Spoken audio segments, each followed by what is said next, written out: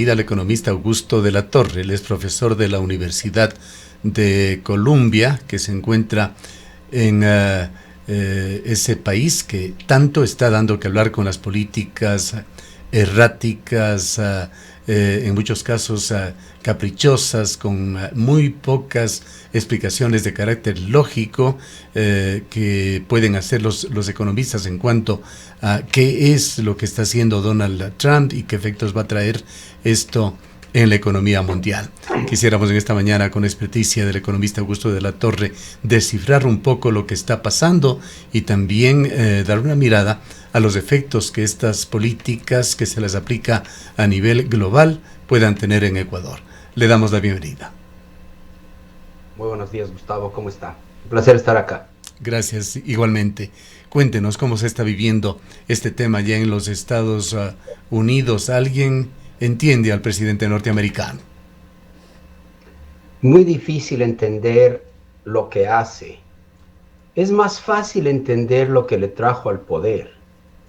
Y quizás podemos pasar un minutito hablando de eso, si le parece, Gustavo. Por supuesto, por favor, claro. Mire, yo pienso que en Estados Unidos se produjeron hondas fracturas, algunas asociadas a temas culturales, algunas asociadas a temas económicos y sociales. Creo que las culturales más importantes incluyeron el tema del aborto, que divide por la mitad a la población norteamericana, puritana como es, el debate es más complicado. Luego tenemos en el ámbito cultural todo empuje muy fuerte que se ha dado en los últimos años a lo que acá se conoce como DEI, la política de diversidad, equidad e inclusión, que penetró las empresas, el gobierno y las universidades, que son políticas que dieron, digamos, acogida, tal vez acogida en exceso, pero dieron mucha acogida a todos los temas de identidad sexual o de filosofía de la identidad, digamos, ¿no? Entonces, si un joven quiere que le usen un pronombre distinto y no quiere ser llamado él, sino ella o ellos, se empezaron a aceptar todas estas cosas, se hicieron exámenes de ingreso que a la larga daban un sesgo a favor de las personas que en el pasado habían estado excluidas, se buscaba mucho la inclusión de la gente, y eso empezó a dividirle al país de una manera muy seria y se llegó a conocer como el woke. El Partido Demócrata además perdió el apoyo de los trabajadores y de los habitantes norteamericanos de menor educación. Típicamente esas poblaciones fueron fuertes apoyos de la política del Partido Demócrata, y ellos se fueron más bien con el presidente Trump. Y se produjeron muchos ajustes en las comunidades norteamericanas difíciles de tramitar para esas comunidades asociadas a la globalización, al hecho de que los trabajos se fueron a otros países, las actividades productivas buscaron sitios de menor costos, con mayor economías de escala, y hubo este fenómeno de outsourcing que de alguna manera causó daños a ciertas partes de ciertas ciudades norteamericanas, particularmente las dedicadas a la manufactura, al tiempo que Estados Unidos entró en un proceso de ahondamiento muy, muy grande de la desigualdad. Y no solo que se abrió la desigualdad y que el 1% de la población de Estados Unidos tiene el 80% de la riqueza y del ingreso, una cosa extraordinariamente desigual, sino que además separó algo que ha sido esencial en esta sociedad, que es la movilidad social ascendente. Le voy a dar una estadística que es muy decidora en este aspecto. En los años 60, 70, el 80% de los hijos podían aspirar a estar en una situación económica mejor que la de sus padres. Entonces los padres trabajaban para que sus hijos vayan a la universidad era una garantía de un mejor ingreso. Entonces constantemente, pese a la gran desigualdad, los norteamericanos toleraban la desigualdad porque tenían la aspiración de subir en los estadios socioeconómicos a través del esfuerzo.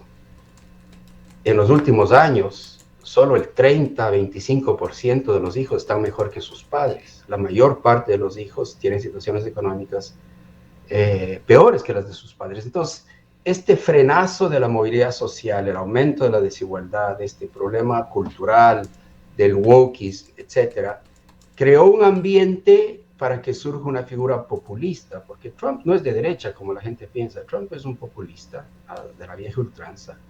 Esa figura que ofrecía soluciones fáciles a problemas difíciles. Eso es típico del populismo. El populismo consiste en ofrecer soluciones fáciles a problemas difíciles, porque no se le puede pedir al ciudadano normal que procese en su cabeza todas las conexiones que están entre una decisión de política pública y un efecto que a lo mejor toma años en materializarse. Entonces, volcó a la población en favor de Trump y ahora el presidente Trump está haciendo cosas que ciertamente no van a arreglar los problemas que él identificó. Él identificó además un problema muy serio en el lado de la inmigración.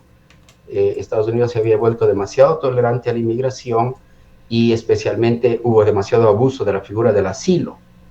Entonces eso también generó mayor tensión social. Entonces, inmigración, los problemas culturales y de identidad, los problemas de estos temas de presionar demasiado duro por la diversidad, inclusión y equidad, los problemas del aborto, la gran desigualdad que creció y el hecho de que los demócratas perdieron el apoyo de los trabajadores y se volvieron elitistas. O sea, los demócratas empezaron a ser portavoces de todas estas voces, digamos, este DEI de diversidad, inclusión y equidad. Partió en las universidades, ahí nació, ahí se gestó. Entonces, los demócratas se los vio como que se unieron a las élites urbanas, universitarias y abandonaron al resto de la población que estaba angustiada con los problemas de dolarización, etc. Entonces, hay un fondo real que dio origen al surgimiento del populismo en Estados Unidos. Pero de ahí a que lo que se esté haciendo ahora va a resolver estos problemas es otro tema. Ahora, algo que llama mucho la atención es que la beligerancia política comercial del presidente Donald Trump, el cúmulo de decisiones claramente viscerales, la incompetencia de su administración en la formulación de políticas públicas está afectando en forma significativa a su propio país y a quienes han sido hasta ahora sus principales socios comerciales. Y hay otro aspecto adicional muy preocupante. Siempre la institucionalidad de los Estados Unidos ha sido respetada y ha sabido dar garantías, corregir incluso la incompetencia de algunos de sus presidentes. Pero esta institucionalidad está también siendo blanco de los ataques de Donald Trump. Así es, empecemos por lo segundo. Lo segundo tiene que ver con la integridad de las instituciones de la República Democrática de Estados Unidos, la democracia que mejor ha funcionado en el mundo en los últimos 200 años, con todos sus defectos, pero ha funcionado bastante bien y está basada en el principio del imperio de la ley, es decir, que todos, incluyendo el presidente, están sujetos a las mismas leyes. Está basada en los principios de libertad de prensa, de libertad de conciencia, de libertades cívicas y de protecciones a esas libertades, y está basado en el principio de la división entre Estado e Iglesia. Esos han sido, digamos, los pilares norteamericanos, incluyendo el principio de que el sistema legal penal en Estados Unidos está basado en el gran principio de que es mejor tener a 1000 culpables caminando en las calles que a un inocente en la cárcel. Entonces se diseñó un sistema judicial que le da mucho peso al debido proceso y al derecho a ser inocente mientras no estés probado como culpable. Entonces Trump, en su euforia en el ámbito político, está erosionando estos principios. Se ha lanzado con bastante fuerza, por ejemplo, contra los medios de comunicación que típicamente han sido críticos de su gestión. Les ha sacado incluso de las ruedas de prensa que él da en la Casa Blanca. Se ha lanzado con mucha fuerza contra todos aquellos que se opusieron a él en el pasado. Es una especie de limpieza al estilo de los tiranos rusos. Está limpiando y librándose de sus opositores de maneras bastante feas. Les manda a los abogados, les manda a a la dirección de rentas, etcétera, etcétera. Se ha ido con mucha fuerza contra las universidades más liberales. Columbia, aquella universidad en la que yo doy clases, es una universidad bastante liberal, en la cual hubo un movimiento muy fuerte por el tema de Israel y Gaza. Entonces eso irritó mucho a Trump, se ha lanzado contra estas universidades y les ha quitado el fondeo que las universidades en Estados Unidos reciben para la investigación. En Estados Unidos, digamos, una de las bases fuertes de su gran capacidad innovadora está en este triángulo entre el Estado, el sector empresarial y las universidades. Las universidades son centros de investigación enormes. Columbia, por ejemplo, es un centro potente de investigación en medicina. Entonces Trump amenazó con quitar todo ese apoyo y Columbia tuvo que hacer acomodos. Ahora Harvard ha decidido no aceptar lo que Trump le pide y está en una pelea legal que es muy importante y que puede marcar un poco lo que pase para el futuro. Creó a través del señor Musk esta unidad de jóvenes que se llaman, tienen el nombre de DOGE, que es la Dirección de Eficiencia Gubernamental, que está esencialmente vaciando al Estado. Eliminó de un tajo a la AID, que era, digamos, la agencia de ayuda financiera y para el desarrollo que Estados Unidos tenía en el mundo, la cara buena de Estados Unidos, por así decirlo. Eliminó a la Organización Mundial de la Salud, a la Organización Panamericana de la Salud de un tajo, y está despidiendo a la gente sin son ni ton y posiblemente debilitando fuertemente la capacidad de hacer gestión de política pública. Es cierto que todos los estados tienen grasa y hay que arreglar y hay que reducirlos y hay que adecuarlos, está bien, pero para eso tiene que haber un método, pues aquí no hay ningún método. Y está yéndose, abusando mucho de las leyes de emergencia para todo el proceso de deportación. Ahora mismo está enfrentándose en la primera parada que le ha dado la Corte Suprema diciendo que no tiene sentido usar una ley de emergencia para deportar sin son ni ton y sin debido proceso a los inmigrantes. Entonces, en el ámbito de las instituciones que sustentan la República Democrática, hay un gran debilitamiento y como tiene el Congreso ya no le ofrece el peso y contrapeso que típicamente el Congreso tiene.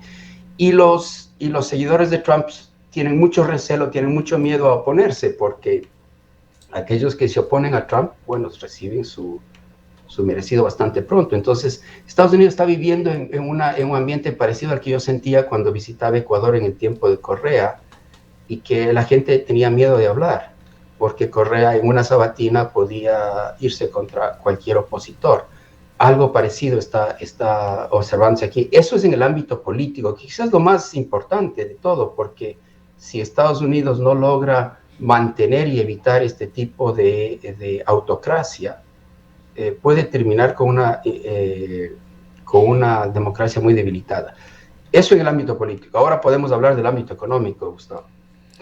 Ahora, quizás también sería importante, economista Latorre, vemos los impactos dentro de los Estados Unidos, pero sería importante también ver cuáles son esos impactos a nivel de la región, especialmente acá en Ecuador. Uno de estos empezaría ya a sentirse con la reducción en las remesas, por ejemplo, la deportación de los migrantes.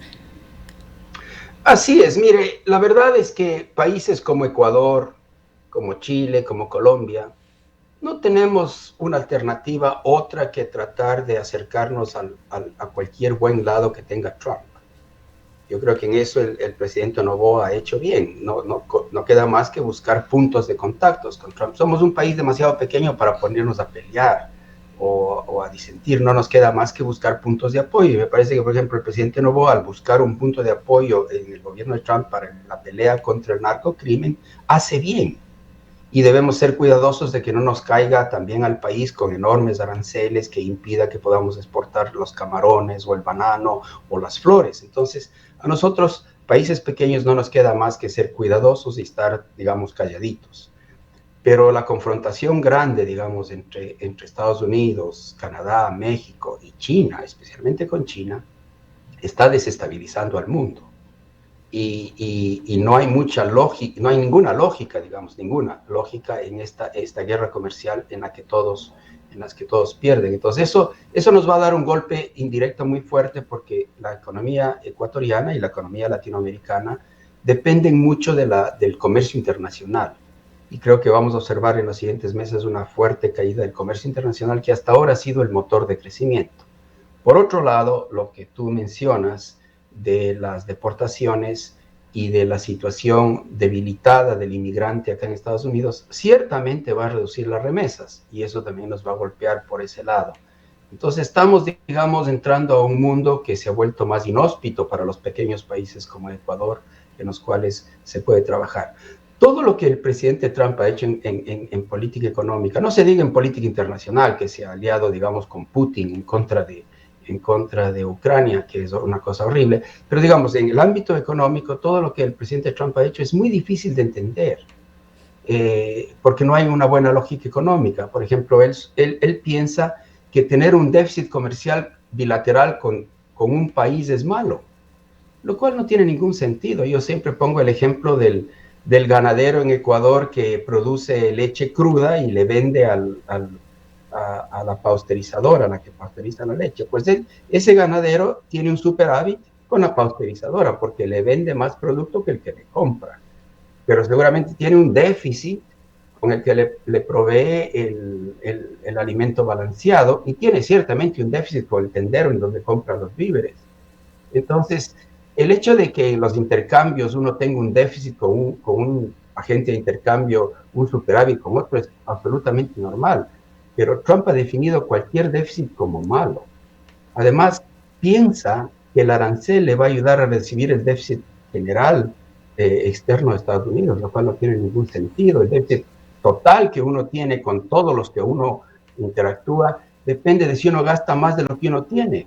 O sea, yo puedo tener un superávit con Colombia porque le vendo mis servicios profesionales, y tengo un déficit con la tienda de la esquina porque le compro los víveres. Pero si tengo un déficit agregado con todos, quiere decir que estoy gastando más de lo que tengo. Entonces, los aranceles no va a cambiar eso. Estados Unidos gasta más de lo que tiene por algunas razones que podemos analizar, pero entonces está diagnosticado mal el problema.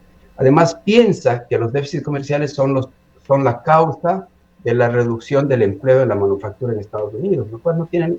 ¿Y cuáles han sido los efectos detectables hasta el momento en el impacto en el comercio internacional? Hay muchos analistas norteamericanos y de diversos países que señalan que la China es un potencial ganador de esta guerra comercial y que estaría sacando ya importantes ventajas, que el hecho de que prácticamente a través de esos aranceles altísimos se impida el ingreso de la mayoría de productos chinos, pues la China lo que está haciendo es buscar otros mercados, y también estos otros mercados desviar luego estos productos chinos de nuevo hacia los Estados Unidos, cambiando aparentemente su origen. ¿Qué es lo que se puede detectar? ¿Qué resultados está dando esto en la práctica? Mire, hay resultados que son obvios, ¿no? El primero causó una desestabilización enorme en los mercados financieros. En Estados Unidos, el mercado de valores ha destruido como $5,000 millones de riqueza en pocos días. Están muy espantados los mercados, y cuando el mercado de valores cae, eso se puede interpretar como una señal de que la gente piensa que a futuro va a haber menos rentabilidad, menos dividendos, menos ganancia y por tanto menos crecimiento. Entonces, una implosión del mercado de valores es una especie de presagio de que se nos viene una recesión. Creo que los analistas de mercado están pensando que el mundo está yendo hacia una recesión y no solo Estados Unidos. En segundo término, ya empiezan a subir los precios en Estados Unidos, porque todas las gorras que los que apoyan a Trump usaban y decía MAGA, Make America Great Again, todas esas eran hechas en China. Las zapatillas de caucho, los textiles, etcétera, muchos vienen de China. Entonces, me parece que el golpe sobre el índice de precios del consumidor va a ser bastante fuerte para Estados Unidos. Y por otro lado, como usted menciona, Gustavo, parece que China, yo no conozco todo el detalle de China, pero parece que China desde el COVID hasta acá ha venido preparándose para acercarse hacia la frontera de la innovación. Entonces, China, por ejemplo, ahora es posiblemente el productor de carros eléctricos más importantes del planeta y con el tema que tiene ahora va a buscar mercados por todos los lados. China ahora ya se ha puesto casi al día con Estados Unidos en el desarrollo de la inteligencia artificial y en la innovación de los chips y todas estas cosas de alta tecnología.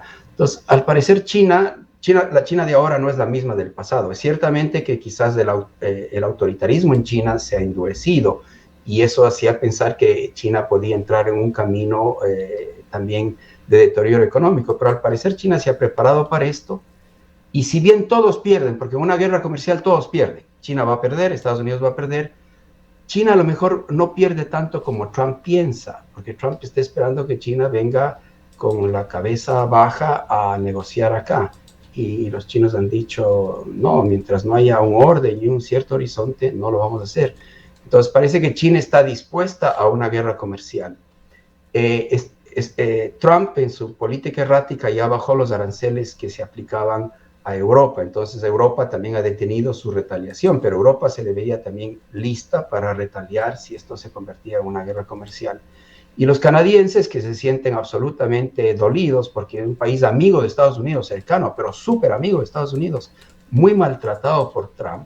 Entonces están buscando cómo ganarse la vida y con quién conectarse y están empezando a conversar con Europa, etcétera. Entonces es posible que el mundo empiece a aprender a vivir sin Estados Unidos. Y ese podría generar el declive más rápido de la potencia económica norteamericana.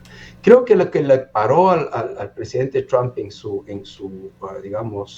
exceso de aranceles y el dar pie atrás de eso fue esencialmente que ya los problemas del mercado de valores empezaron a contaminar el mercado de bonos, y en particular el mercado de bonos del Tesoro norteamericano. Los precios de esos bonos empezaron a caer y eso es una muy mala señal porque quiere decir que en el mundo los inversionistas ya no tienen la confianza o están empezando a perder la confianza en el bono del Tesoro norteamericano, que siempre fue visto como el activo más líquido y más seguro. Tanto es así que la mayor parte de los bancos centrales del planeta invierten sus reservas internacionales en bonos del Tesoro norteamericano. Entonces, al parecer, hay una cierta preocupación sobre esto, y si el bono del Tesoro norteamericano pierde su calidad de ser el activo más seguro y líquido del planeta, eso puede generar enormes problemas para los procesos financieros norteamericanos, incluso para el financiamiento del déficit fiscal. ¿Y ha podido usted estudiar, quizá entender también la presencia del hombre más rico del mundo, Elon Musk, en este gobierno? Hay un informe muy preocupante que no viene de estas teorías un tanto extrañas que se emiten en el mundo, viene de una importante revista que usted probablemente la conoce, la revista Wired. Ellos acaban de publicar en su último número un artículo dedicado a Elon Musk y a ese departamento de eficiencia gubernamental que él dirige, y afirma que su primer objetivo, lo que ellos están trabajando, es en la creación de una base de datos combinando información, cruzando información entre el IRS, la entidad que cobra los impuestos en los Estados Unidos, lo laboral a través del control de Green Card, la información electoral, etcétera, etcétera, para erradicar luego del sistema de producción norteamericano y del sistema electoral, por supuesto, a los emigrantes como la forma de desincentivar para que al final se vayan de ese país. ¿Qué piensa usted de Elon Musk? ¿Qué es lo que está haciendo? ¿Qué papel juega en el gobierno norteamericano? A ver, primero hablemos de Elon Musk y luego hablemos de este tema de la data y de la privacidad. Uh-huh. Elon Musk es para mí, la relación entre Elon Musk y el presidente Trump es, digamos, exactamente parecida a la gran oligarquía rusa, a los grandes productores de petróleo y mineros rusos que tienen una relación de contubernio con el tirano allá. Esos círculos oligárquicos no se había visto en el país, en Estados Unidos, por muchos años. Se parece mucho a lo que se ve en América Latina, en la que la oligarquía, por definición, es el uso del poder económico para influir la política. Eso, con este descaro, no se había visto. Entonces, inicialmente uno pensaba, bueno, Elon Musk le está apoyando a Trump porque quiere tener el monopolio del mercado de los automóviles eléctricos en Estados Unidos, pero parece que su agenda va mucho más allá. Y digamos, ataque a la información que está en las distintas entidades gubernamentales es una violación muy grande a los principios de privacidad que han gobernado Estados Unidos. En Estados Unidos, por ejemplo, el Departamento de Rentas, la que cobra impuestos, no comparte la información con el Departamento de Migración. Y el Departamento de Migración, por definición, no puede compartir esa información con los centros de salud, porque todo el sistema estaba armado para evitar los abusos, para evitar las arbitrariedades y las violaciones de derechos de privacidad y derechos de libertad. Esta cosa de cómo DOGE, el Departamento de Eficiencia Gubernamental, está tomando la data, ha generado enorme preocupación. Y una de las cosas que la Universidad de Harvard se opuso a dar, Trump le dijo que le iba a quitar, ya le quitó todos el fondeo que tiene Harvard para la investigación, ya le quitó, y le decía, bueno, yo te voy a quitar eso a menos que tú hagas una serie de cosas para eliminar estas políticas de diversidad, inclusión y equidad, pero además quiero que me mandes todos los bancos de datos de tus alumnos extranjeros, lo cual suena, digamos, a una cosa muy arbitraria que solo me hace acuerdo a mí de los tiempos del fascismo, en donde había listas negras, o de Maduro, que tiene la lista de todos los que votan en contra de él, o de lo que trataba de hacer Correa también para atemorizar a sus opositores. Entonces eso es muy preocupante que la democracia más importante del mundo esté pasando por estos temores. La gran esperanza que se tiene es que los sistemas de pesos y contrapesos institucionales que hay en Estados Unidos empiecen a poner ciertas rieles en torno a esto. Y quizá para finalizar, pues el tiempo no nos da para mucho más, yendo al tema de las instituciones. Aparentemente la Corte Suprema de Justicia está tratando de fortalecer sus acciones para convertirse justamente en ese principal puntal de oposición a las intenciones del gobierno de Trump. Claro, la dificultad que tiene aquí es que cuando Trump tomó el Ejecutivo, también tomó lo que en el Ecuador se llama la Procuraduría del Estado y la Fiscalía. Entonces, esos dos son órganos que deberían tener su independencia. En la historia norteamericana, el cuidado que han tenido los gobernantes de no intrometerse ni con lo uno ni con lo otro, ni con la Fiscalía, ni con la Procuraduría, ha sido muy importante para darle integridad al sistema. Si un presidente demócrata hubiera metido la mano en la Fiscalía, pues hubiera habido un escándalo. Pero ahora Trump ha puesto gente muy mediocre en estas entidades que siguen sus órdenes.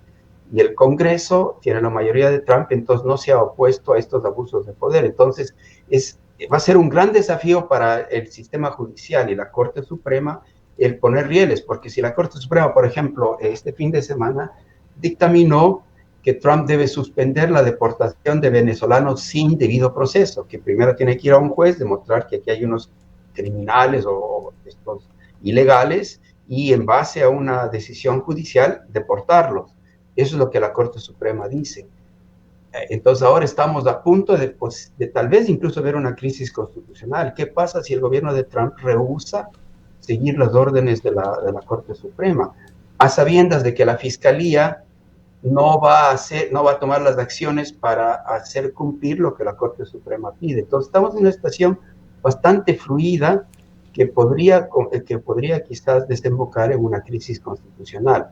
Pero ciertamente el presidente Trump ya empieza a enfrentar unas decisiones muy importantes de la Corte que están empezando a parar esto que obviamente tiene todas las características de arbitrariedad y de abuso. Y en el área comercial, la economista de la Torre, recordemos que durante la pandemia hubo ese gravísimo problema de la cadena de suministros para la industria norteamericana, industria a nivel global y por supuesto de Ecuador. ¿Cómo está sufriendo o qué riesgos se perfilan sobre este tema? Mire, para empezar, yo creo que el presidente Trump, que quería ayudar a restablecer la manufactura automotriz en Estados Unidos, está destruyéndola, porque los aranceles que ha puesto sobre las autopartes y los automóviles que vienen de Canadá y México está destruyendo estas cadenas de suministros que son muy complejas, muy estrechas, muy densas entre los países del NAFTA, México, Estados Unidos y Canadá. Entonces, por ejemplo, un automóvil que se hace en Carolina del Norte, que es un BMW, tiene el cuero de los asientos elaborado en México, el hilo de los asientos en Canadá, la caja de cambios, una parte se hace en una ciudad de Estados Unidos, la otra parte se hace en Toronto y la otra parte se hace en Monterrey. Entonces las piezas cruzan las fronteras 5, 6, 7 veces antes de que un carro se haga. Al haber puesto este 25% de aranceles sobre automóviles y autopartes, le está dando un golpe durísimo a la industria norteamericana, que es posible que empiece a generar aún más desempleo de que se generó. Entonces, no solo que hay un golpe en precios para el consumidor, sino que se están complicando mucho los suministros y los costos de los insumos para producir en Estados Unidos. Hay cantidad de insumos que vienen de China que se usan en Estados Unidos para hacer productos. Entonces tenemos un golpe no solo en el lado del consumo y de los precios, sino también tenemos un golpe muy duro en los procesos complicados, estas redes de producción. Entonces creo que a la larga todo esto va a salir el tiro por la culata. Yo he dicho en varias entrevistas que mi propia percepción es que en la segunda mitad de este año va a haber un colapso de la inversión privada en Estados Unidos y en el mundo, y que vamos a empezar a sentir los indicadores de una recesión global. Si esta cosa perdura, puede ser que mañana todo cambie porque Trump es impredecible, pero si las cosas van como están, creo que estamos yéndonos a una situación muy complicada para el mundo. Diríamos que la principal conclusión es que seguimos en una situación de pronóstico reservado. Así parece, sí. Bien, le agradecemos mucho por habernos acompañado. Muchas gracias, Gustavo. Que tenga un muy buen día. Gracias por la invitación. Declaraciones del economista Augusto de la Torre, profesor de la Universidad de Columbia. Son las 8:38. Rodéate de